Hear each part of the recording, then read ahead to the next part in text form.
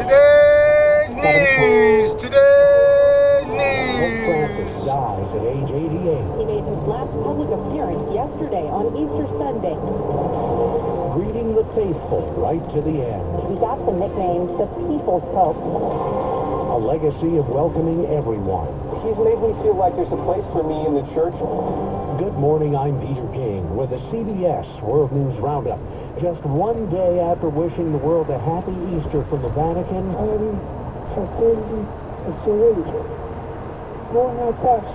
the announcement this morning that Pope Francis has died just weeks after a hospital stay for double pneumonia. World leaders are remembering him with phrases like beacon of compassion, calling him a man of peace, humility, human dignity. It was March 13th, 2013, and when that white smoke signal rose above the Vatican, the world's 1.3 billion Roman Catholics got their first Jesuit, their first ever Latin American pontiff. Jorge Mario Bergoglio's first words to them set the tone for his papacy. And now I would like to give you the blessing, he said, but first I want to ask you for a favor. Before the bishop blesses the people, I ask that you would pray to the Lord to bless me. He chose the name Francis after Francis of Assisi, and like that saint, he practiced simplicity and humility. Gone were the red slippers and gold crucifixes of his predecessors. His living quarters were plain, not palatial. He often carried his own bags and drove his own car.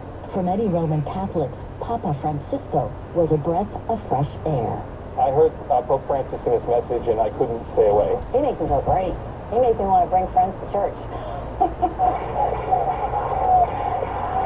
At least 2 million people showed up to hear him speak on Rio's famed Copacabana beach.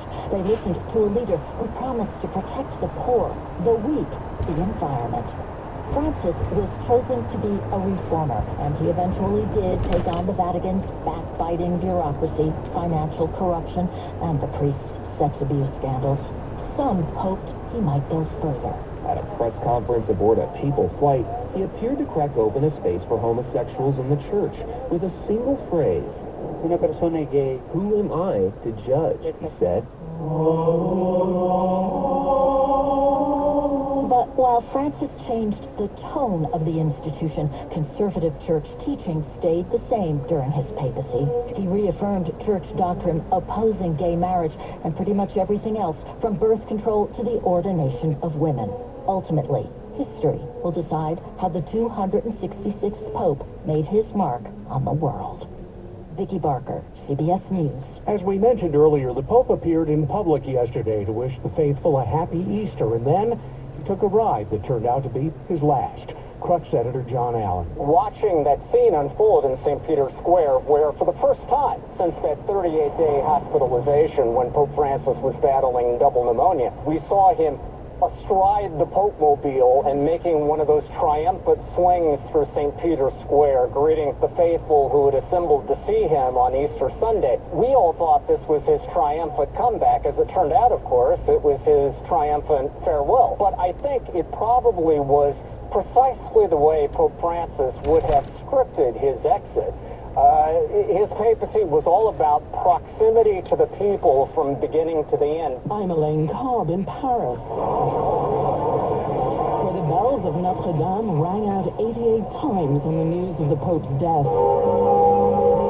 Then the cathedral bells sounded in a continuous loop, heard across the city as Catholics in Paris took in the news. French President Emmanuel Macron paid tribute to Pope Francis, who he said fought for justice throughout his life. It's 4 past the hour. Well, that's today's news. Today's news. It's 52 degrees in Walnut Creek, California. I didn't hear any good news, did you? I didn't think so. I guess it's all about perspective. The glass is half full. Well, as always, I'd like to thank you again for coming along with me on these Dash Cab News adventures. You know the drill. Peace, love, and all that hippie jazz. Bye-bye, everybody.